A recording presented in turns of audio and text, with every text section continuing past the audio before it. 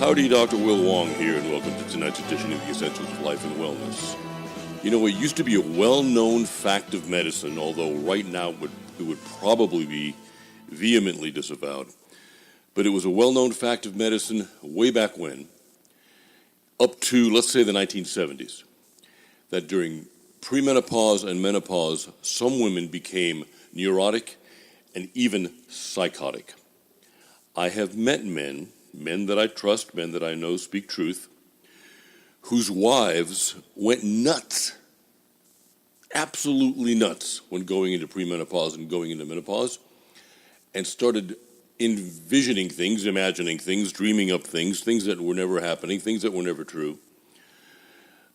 And lately, everything being serendipity, I've told you about the fact that when I get questions about things like uterine fibroids, I get a bunch of them. I'll get 10 to 20 of them in a couple of weeks.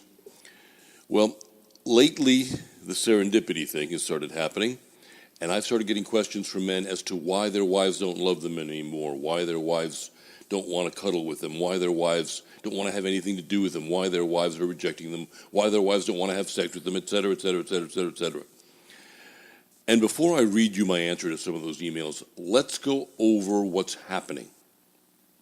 First of all, a man's hormonal level remains fairly steady. It's declining, yes, but it remains fairly steady through his life from about his mid-20s to, let's say, 40, 45, 50. If he's lucky, 50. So yes, it's declining over time, but testosterone remains fairly steady. Now, I say that because there's a part of the brain called the medial amygdala, two little lobes inside the midbrain, that react to hormone levels. In men, the medial amygdala is always larger than it is in women up until a guy hits andropause. The medial amygdala is where all the drive for life comes from. It's where the sex drive comes from, because they both arise from the same thing. They arise from testosterone. Any guy or gal who's really driven to do stuff has a fairly large medial amygdala, and that is the reason why they accomplish what they accomplish, because they've got the testosterone to keep the medial amygdala large to go and do what they need to do, and to be horny on top of that. Now let's take a look at gals for a second. During a woman's monthly cycle, she goes from having high progesterone, which causes ovulation, and high testosterone, which causes her to be randy, to be horny, to want to have sex, to make babies from that ovulation.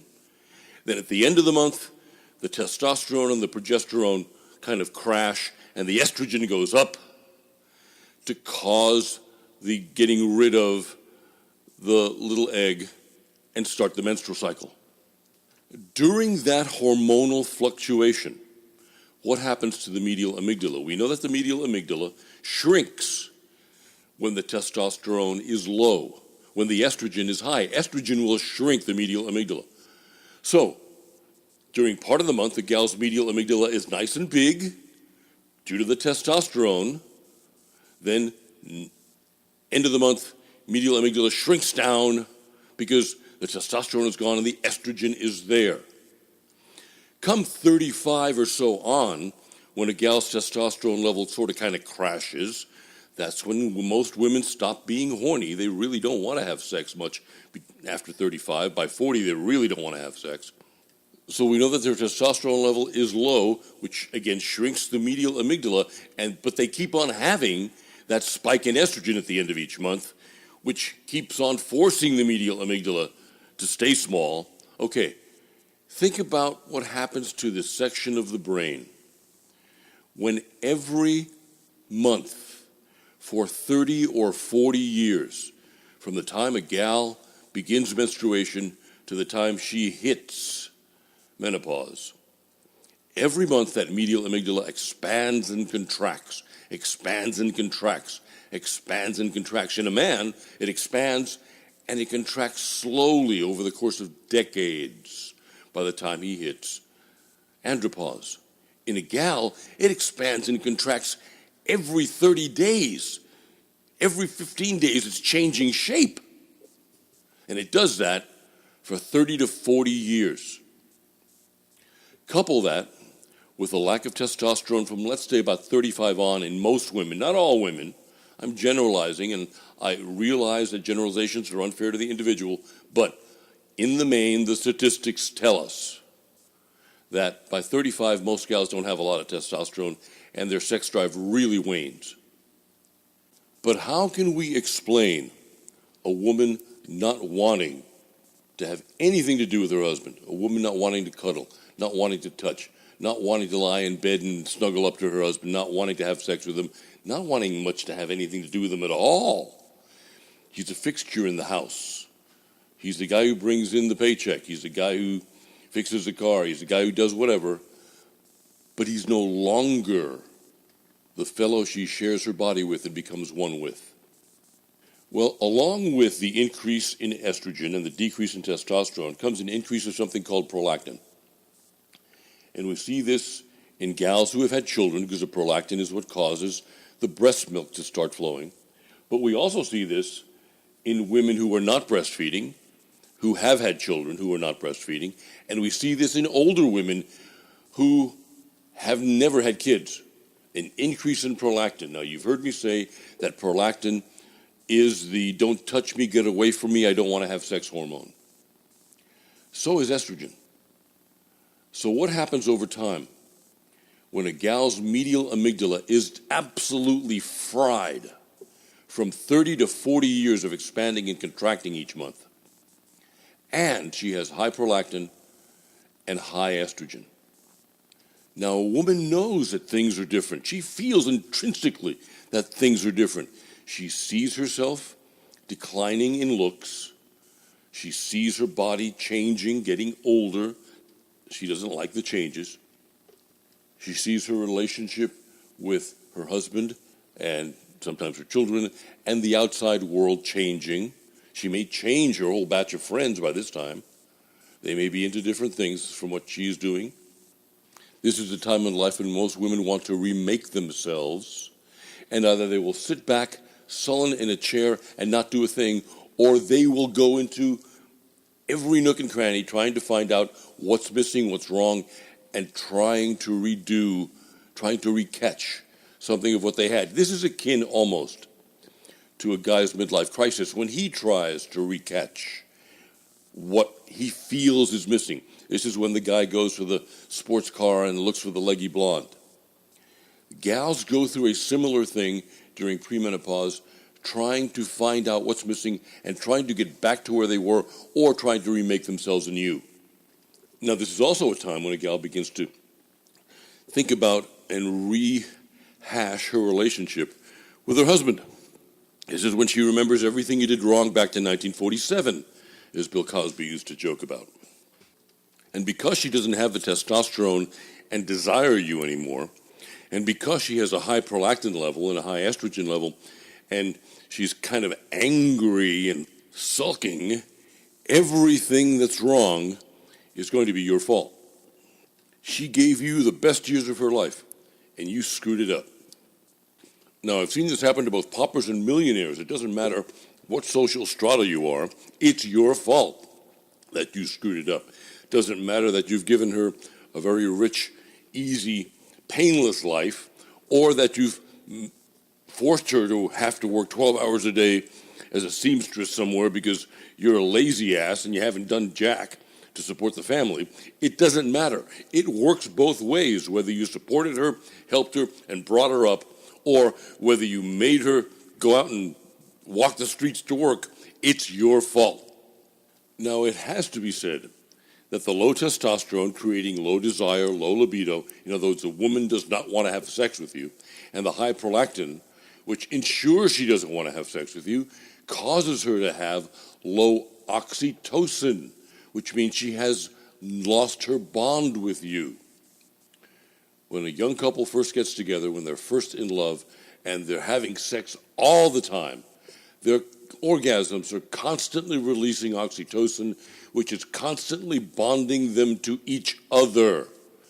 Exactly like the oxytocin release a woman has when she gives birth, instantly bonds her to her baby and takes away the pain of childbirth. Oxytocin is not only a great painkiller, it is the one thing in God's creation that bonds human beings together. Oxytocin release is essential for the building of a family and its maintenance as a happy, functional, and caring family. But the oxytocin dies off. Now, sometimes men get so desperate they just have to have sex with their wives, and their wives give in, usually once a month or once every couple of months, and the guy goes and does his thing, and he wants his wife to have an orgasm, but she goes, no, just you, it's okay. The guy renews his bond to his wife. He has a release of oxytocin while making love to her, or better said, they're not making love, they're having sex. While having sex with her, because she's not making love back, so it's not love-making. He's bonding with her, she's not bonding with him, and she's choosing, think about this, she's choosing not to renew her bond with him. So in essence, she's rejecting him. Now mind you, if he walked out the door and found himself a younger model who would release oxytocin when he made love to her, boy, then all the ills of the world would really be his fault. How dare he go and do something like that, which is exactly what the super rich guys do. When their wives hit this point in life where they don't want to have anything to do with them anymore, all the really rich guys go out and find mistresses. I used to have a patient who was a professional mistress. She had some very interesting stories. I used to have great-grandfathers-in-law who had mistresses. And because of who they were and the social stigmas of the day and whatever else, they never divorced their wives, but they had very little, if anything, to do with their wives. They might have come home once a week to say hi, kiss the wife on the cheek, if that much, and hand over some money. But they basically lived with their mistresses, had their mistresses take care of them and supply them with all the loving stuff that you'd expect a wife to do, which is exactly what the professional mistress told me she did for her mister. All the stuff the wife refused to do anymore. Now, for the rest of us guys, is there a cure for this? Nope, ain't no cure. We just have to realize that it's going on, make provisions to not make things worse than they already are by blaming our wives for ignoring us, for cheating on us, for not wanting us, for doing this and doing that. They are completely somewhere else. The little gal that we married, the gal who was so sweet and affectionate, who couldn't do enough for us, who cuddled with us and whatever else, is gone. Your wife likely doesn't even remember the time when she was like that, because remember, her medial amygdala is fried. It ain't working anymore. Even if you put the testosterone back in, you still need to undo the prolactin. You need to raise the dopamine level, and then she might be horny, but there ain't no guarantee she's going to be horny for you. What happens to you when you get a lot of testosterone and you start getting randy? You look at your wife, or you start looking around? You get my meaning? Happens to guys, it happens to gals. We can't help it, it's just our hormones. So I'm not making an excuse for an uncaring wife. I'm telling you why she's like that. Now what you can do is be supportive of your wife and the changes that she's going through in her search for what she thinks she has to do to develop her new self. This is where a good many gals will choose to go back to college. It's where a good many gals will choose to take a different direction in life in terms of their vocation. This is where a good many gals will start studying some sort of philosophy. This is also where a good many gals fall into the trap of the feminazi philosophy and start, again, blaming men for everything. Of course, it's just an extension of their husband ruining their marriage, so it fits with where their minds are at that particular point in time. The point here is, if you're not supportive of your wife and what she's trying to do in her remake of herself, you may find yourself without a wife. She may leave you.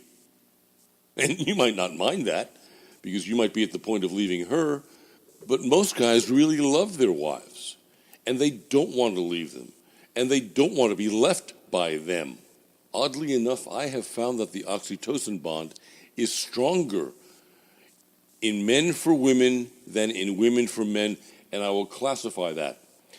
Men who are circumcised do not have as strong an oxytocin bond because the foreskin, with its millions of nerve endings and its special lubrication, which becomes the last 2 inches of an erection once it's pulled back away from the glands, from the head of the penis during an erection, the foreskin is one of the things that causes a higher level of oxytocin release during a man's orgasm.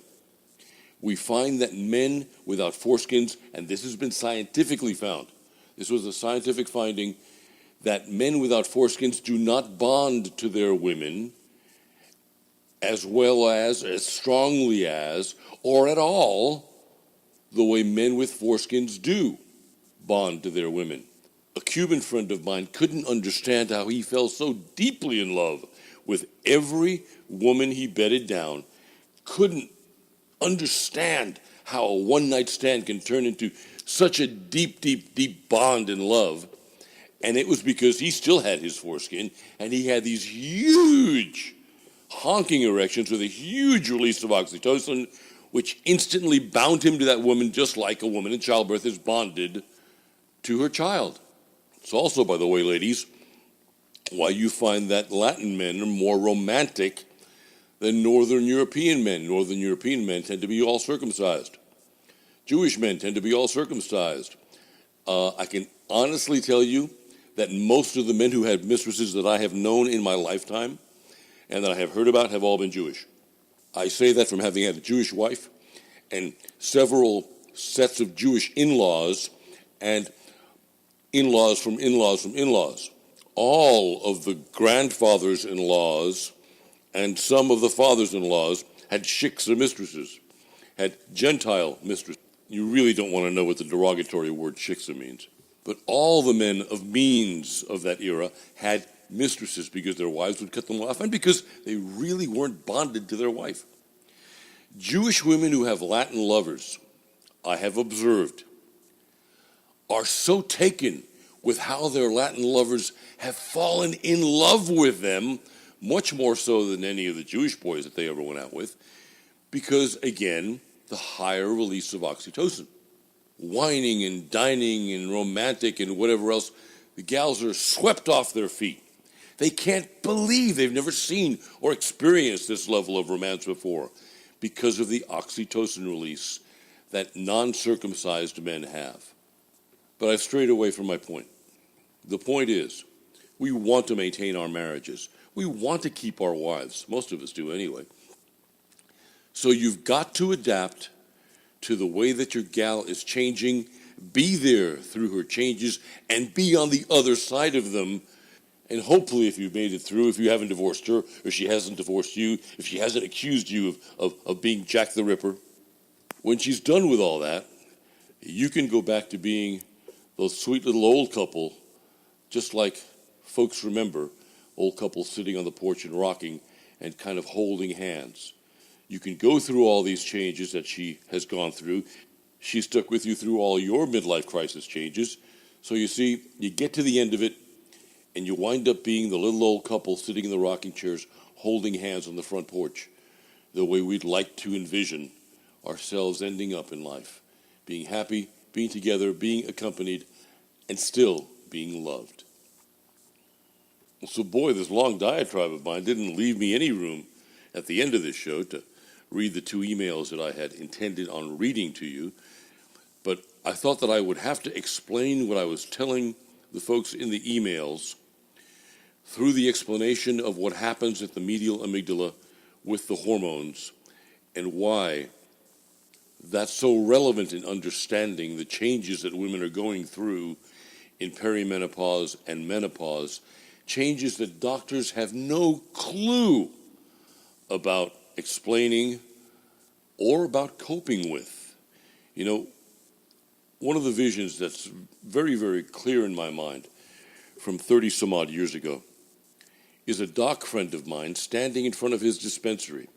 He's looking up at the cupboards, looking at all the hormone stuff, looking at all the medications, trying to figure out what he's going to give to his wife to help her with her change of life, her premenopause, which was raging and adversely affecting their marriage. In the 1950s and 60s, MDs dealt with this by giving out a ton of Valium, a ton of Librium. Those were central nervous system depressants to calm a woman down. Calcibronal was another one of those ancient medications that was used to calm a gal down. FDA took that one off the market back, I think, in 1960, because it was doing harm. The Valium was sung about by the Rolling Stones as mother's little helper.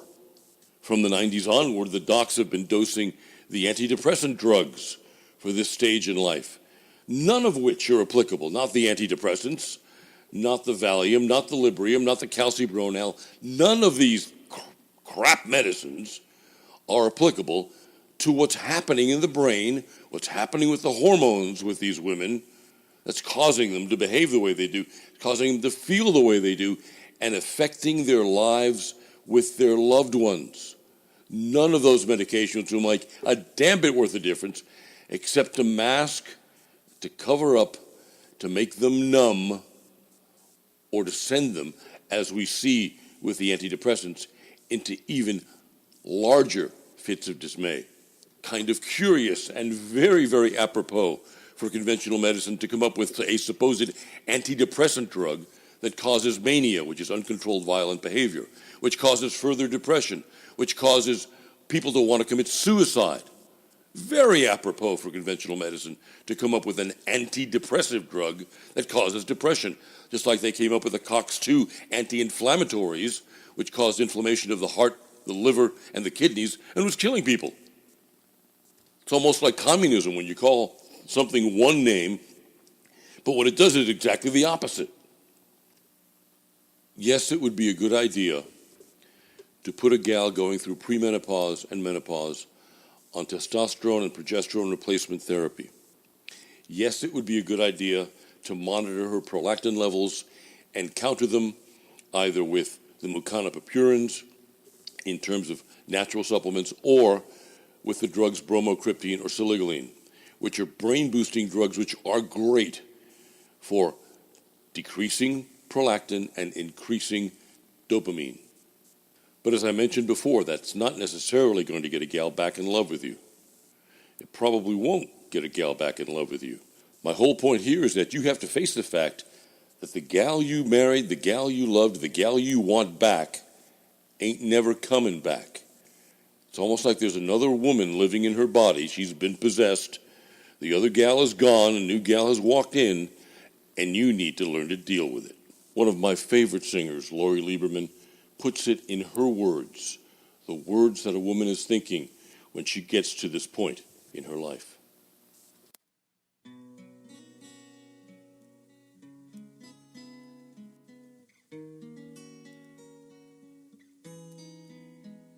My lover, do you know I'm just a little bit afraid? Your eyes don't see the change in me. It changes every day. All the times you leave me are the times I cling to you so well. But you don't know my softness is solidifying gel. Solidifying gel.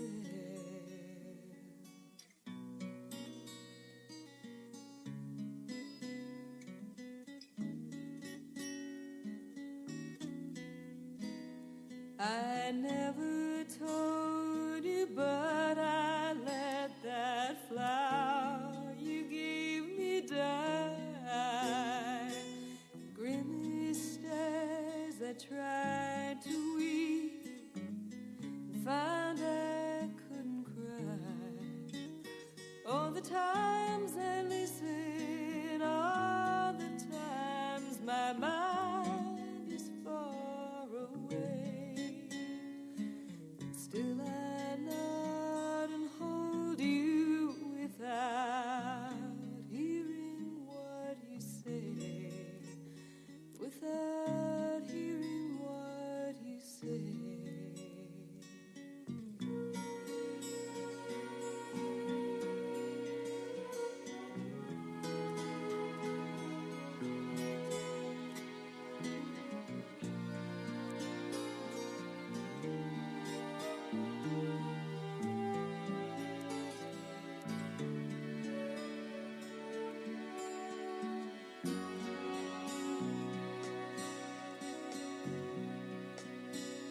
So take away your love for me. I'm changed and you don't see. And I'm afraid that I can't be what you expect of me. So take away your love for me. I think I've done my best. And I'm too tired to burn this note along with all the rest, along with all the rest.